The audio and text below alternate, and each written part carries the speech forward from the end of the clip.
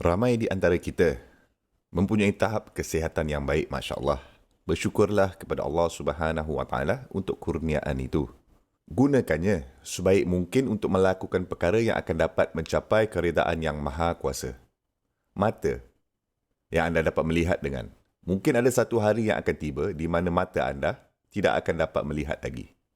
Oleh itu sekarang, bacalah buku yang baik dan elok dan baca bacaan-bacaan yang bermanfaat. Lihatlah benda-benda yang akan dapat membantu anda dengan baik. Janganlah melihatkan perkara yang akan mengundangkan kemurkaan yang Maha Kuasa. Jangan melihat perkara-perkara seperti itu yang tidak sepatutnya anda tengok. Perkara yang sama juga untuk tangan anda. Hari ini, anda boleh menggerakkan tangan. Jadi gerakkan tangan untuk mencapai dan mendapat keredaan yang Maha Kuasa. Esok lusa, anda mungkin tidak mempunyai keupayaan mobiliti itu. Hari ini, Masya Allah, kita sihat. Kita boleh berjalan-jalan. Hari ini kita boleh mendirikan solah dengan selesa. Orang mula menangis kerana belum dapat mendirikan solah sehingga mereka mencapai usia yang tua. Apabila mereka tidak boleh menundukkan badan lagi. Mereka tidak boleh buat rukuk. Mereka tidak boleh buat sujud. Jadi mengapa kita kadang-kadang menjadi sangat tidak peka langsung akan kurniaan kesihatan? Memang sungguh kurniaan kesihatan ini adalah sebuah hadiah besar di mana ramai dari kita anggapnya sebagai perkara biasa je. Mengambilnya sambil lewa. Dan sebilangan orang tidak boleh makan lagi beberapa jenis makanan. Jadi apabila kita masih boleh memakannya, makanlah dengan cara yang sederhana. Mari kita ingat dan sedar tentang kurniaan Allah Subhanahu Wa Taala kepada kita. Katakanlah doa sebelum makan dan mungkin juga doa selepas makan. Alhamdulillah untuk makanan yang dikurniakan.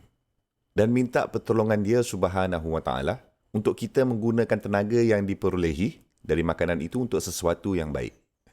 Dan mari kita pastikan bahawa kita makan makanan yang dibenarkan. Dan yang jenis makanan dan minuman yang mana Allah Subhanahu Wa Taala tidak akan kecewa dengan kita. Okey, apa yang sangat penting adalah kita juga menyedari bahawa organ kita di dalam badan kita, mereka beroperasi secara automatik dengan sepenuhnya. Ia tidak mempunyai bateri.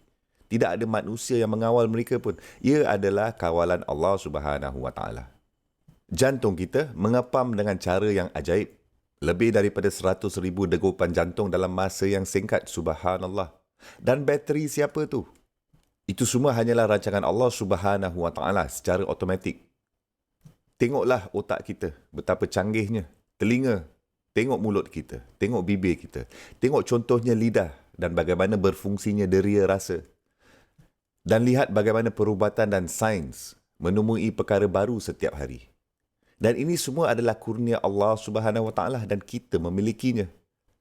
Dan kita tidak bersyukur kepada Allah Subhanahu Wa Taala untuk semua itu dan kita tidak menggunakannya ke arah yang betul. Subhanallah. Bagaimana ini boleh berlaku? Apabila kita beriman, kita tahu bahawa ia pasti akan berakhir. Kami pasti tahu dan sedar mata saya ini tidak akan dapat melihat lagi pada waktu tertentu kerana saya mesti mati pada satu tahap dan saya harus kembali kepada Allah. Alhamdulillah. Saya harus kembali kepada pencipta saya, Rabb saya. Oleh itu, biarkan saya menggunakannya untuk menyenangkan dia Subhanahu Wa Taala dan untuk tidak mengecewakan dia Subhanahu Wa Taala. Dan Masya Allah, Tabarakallah, banyak orang telah menjadi semakin sedar akan hal itu. Dan kita mempunyai suara dan mampu menggunakannya. Marilah kita mencuba membaca Al-Quran. Sementara kita boleh dan sementara kita mampu lakukannya, insyaAllah kita mesti melakukan yang terbaik. Okey, perkara lain yang diambil sambil lewa oleh kebanyakan orang adalah isu tentang masa. Kami mempunyai masa lapang. Orang menggunakannya untuk menonton televisyen. Untuk duduk berjam-jam dan melihat drama-drama ini. Masya Allah. Kalau nak tengok TV pun, tengoklah program-program yang bermanfaat. Kita juga mungkin boleh mengorbankan masa untuk pergi ke masjid. Untuk mendengar ceramah yang baik. Untuk menghadiri durus dan pelajaran-pelajaran dari para ulama, masyaikh. Untuk dapat memperolehkan keuntungan. Duduk dalam halakah dan cuba mungkin untuk membetulkan pemahaman Al-Quran. Atau mungkin juga belajar sesuatu yang dimiliki orang lain, walaupun ia adalah sesuatu yang mungkin tidak berkaitan secara langsung dengan agama. Contohnya, seseorang mempunyai masa lapang dan mereka mahu meningkatkan tulisan tangan mereka. Masya Allah, anda ingin mengikuti kursus kaligrafi ke? Sesuatu yang akan memberikan manfaat kepada anda.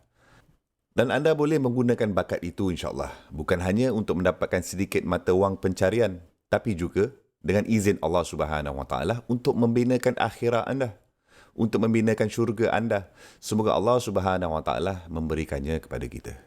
Penting bagi kita untuk tidak membuangkan masa kita kerana seperti yang dikatakan oleh Nabi SAW, kedua-dua hadiah itu bahawa Allah Subhanahu Wa Taala telah menganugerahkan kepada kita yang dianggap biasa dan sambil lewa oleh kebanyakan orang. Yang pertama adalah kesihatan dan yang kedua adalah masa lapang. Oleh itu apabila ada masa lapang, gunakannya lah. Gunakan dengan sebaik mungkin, jangan menyalahgunakannya. Subhanallah. Orang kadang-kadang berkata, "Oh, saya ada masa lapang, saya free. Biarkan saya tidurlah. Saya boleh pergi tidur." Adakah anda tertekan? Baiklah, jika anda stres, mungkin pergi tidur. Anda mungkin berfikir tidur akan membantu anda. Tidak akan. Sejujurnya dengan anda, kita semua memerlukan tidur. Dan kita semua memerlukan sejumlah masa rehat dan tidur itu. Tapi kadang-kadang, kita perlu membetulkan diri kita sendiri. Kita perlu sentiasa membinakan hubungan erat itu dengan Rabb kita. Walaupun sedikit demi sedikit, sehari demi sehari dan secara konsisten.